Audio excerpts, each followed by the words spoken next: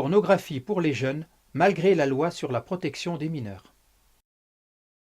Le 18 juin 2017, François Billaud de Lochner, écrivain français et président de la Liberté politique, a donné une conférence à Paris sur la pornographie et l'éducation sexuelle. Dans son exposé, il nomme les chiffres de Google.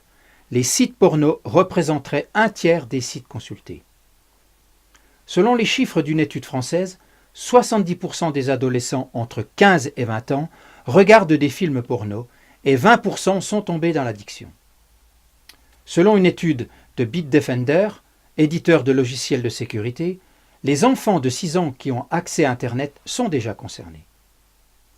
Un rapport sur l'environnement médiatique des jeunes indique que l'impact de la pornographie sur les enfants peut être analogue à un abus sexuel. De même, le professeur Israël Nizan et le psychiatre Laurent Carilla mettent en garde contre les conséquences nocives. Modification de leur sexualité, angoisse terrible, une vision détestable de la femme, ainsi que des séquelles émotionnelles et psychologiques. En France, la loi sur la protection des mineurs interdit d'exposer un mineur à un message à caractère pornographique. Comme cette loi n'est pas appliquée, il faut se poser la question suivante. Pourquoi l'État n'entreprend-il rien pour protéger la jeunesse des effets dévastateurs de la pornographie? Nous finissons cette émission par une citation de David Régnier, écrivain.